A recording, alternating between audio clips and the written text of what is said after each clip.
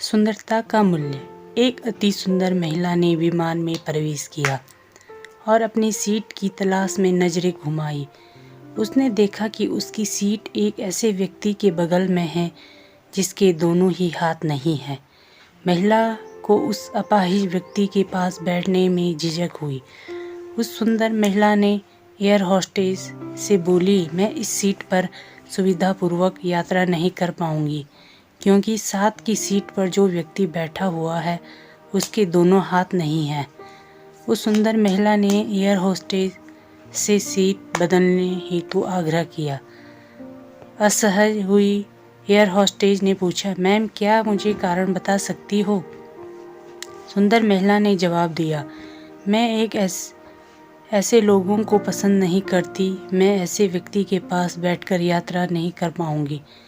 दिखने में पढ़ी लिखी और विनम्र प्रतीत होने वाली महिला की यह बात सुनकर एयर होस्टेस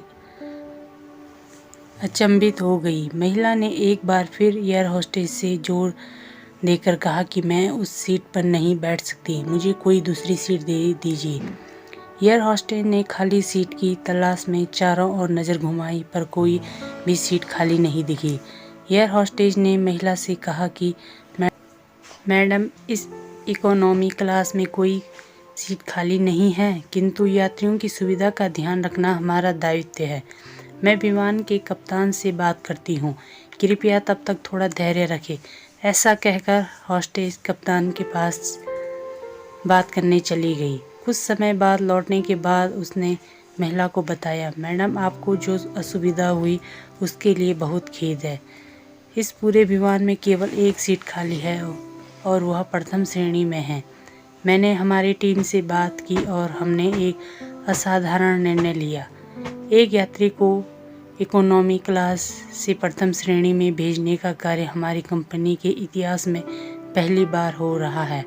सुंदर महिला अत्यंत प्रसन्न हो गई, किंतु इसके पहले कि वह अपनी प्रतिक्रिया व्यक्त करती और एक शब्द भी बोल पाती, एयर होस्टेस उस अपाहिज और दोनों हाथ विहीन व्यक्ति की ओर बढ़ गई और विनम्रतापूर्वक उससे पूछा, सर क्या आप प्रथम श्रेणी में जा सकेंगे?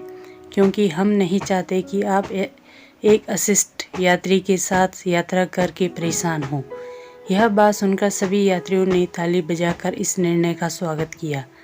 वह अति सुंदर दिखने वाली महिला तो अब शर्म से नजरें ही नहीं उठा पा रही थी। तब उस अपाहिज व्यक्ति ने खड़े होकर कहा, मैं एक भूतपूर्व सैनिक हूँ और मैंने एक ऑपरेशन के दौरान सीमा पर हुए बम विस्फोट से अपने दोनों हाथ खोए थे।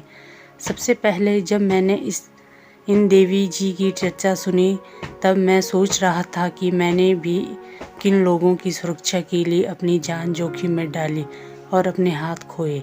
लेकिन जब आप सभी की प्रतिक्रिया देखी तो अब अपने आप पर गर्व महसूस हो रहा है कि मैंने अपने देश और देशवासियों की खातिर अपने दोनों हाथ खोए। और इतना कहकर वह प्रथम श्रेणी में चले गए। सुंदर महिला पूरी तरह से शर्मिंदा होकर सर झुकाए सीट पर बैठ गई। अगर विचारों में उदारता नहीं है तो ऐसी सुंदरता का कोई मूल्य नहीं। धन्यवाद।